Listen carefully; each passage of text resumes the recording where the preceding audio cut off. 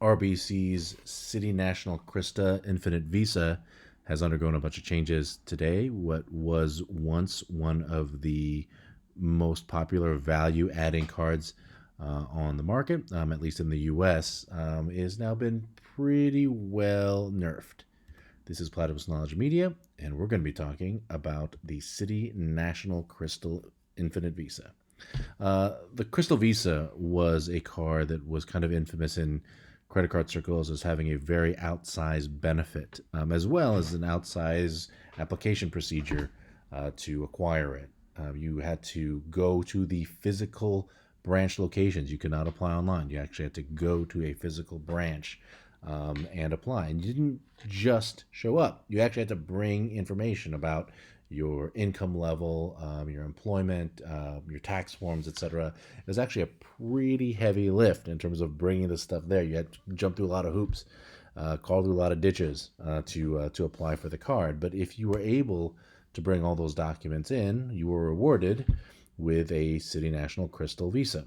It was worth it for a lot of folks to go through all that effort to get the card because there were a number of benefits that gave it outsized value. First of all, there was a $250 airline incidental statement credit for each authorized user. And you could have up to 3 authorized users with no extra annual fee, which meant that if you had 3 authorized users on there, each one of those users would get $250 as well as the cardholder themselves. So you got $1,000 of airline incidental statement credits, and those functioned like the Amex airline statement credits. You got paid back for buying booze or food on a plane, and for some airlines like United, you could actually purchase internet and it would be reimbursed that way. So that was pretty big for a few $100 of annual fee. You got $1,000 possibly of statement credit. You also got a $550 statement credit for airline lounges after spending $50,000 that year. That doesn't seem like the best use of $50,000 worth of spend, but it was there.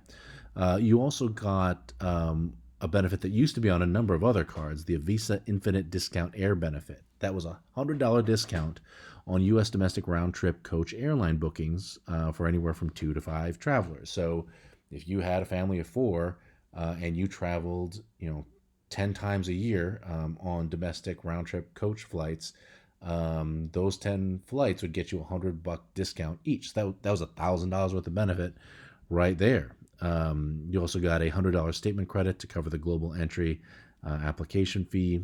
This is present on a lot of other cards. You got free access to Priority Pass Select lounges, and there was no limit on the number of guests, much like the Chase Sapphire Reserve right now. In terms of daily spend, you got 3 points on gas, groceries, airfare, hotels, taxi ride shares, limos, rental cars, transit, and restaurants. That's what happened before. And as of today, November 1st, 2019, or supposedly, I'm not exactly sure about the timing, those are all gone.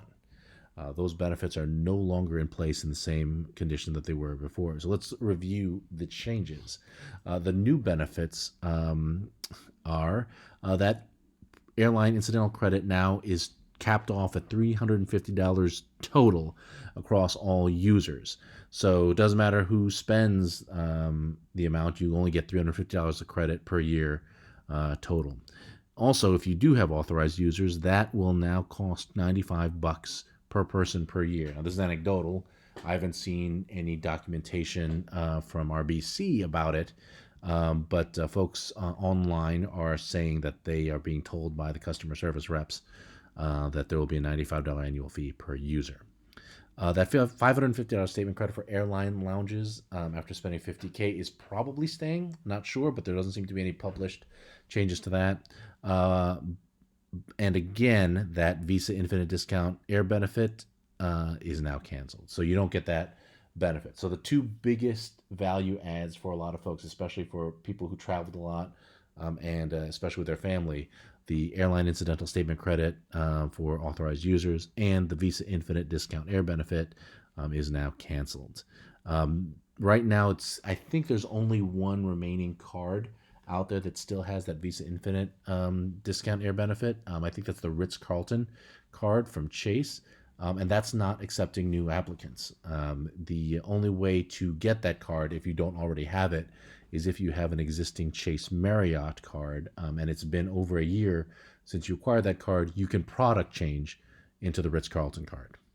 That $100 global entry credit, additionally, it's still there, but now it comes out of that airline incidental credit. So if you have that $350, if you re-up or acquire global entry, you only have $250 left in terms of your statement credits.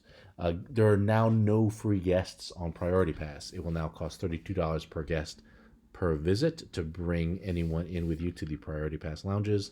And those multipliers on spend are all the same, except you no longer get 3x on gas and groceries. So, moment of silence. The City National Crystal Visa is now in a select group of cards that have been nerfed in 2019, joining other cards that were considered excellent, like the City Prestige and the Visa Uber card as daily drivers, and now are no longer as valuable to as many folks as they used to be. And this just goes to show you that, in the credit card game, like in everything else, there's only a certain amount of time that you can rely on, or begin to rely on some of these benefits not changing. Like when a product comes out, new credit card comes out, and it undergoes some changes, some of them making it better. Every now and then it becomes an excellent card, and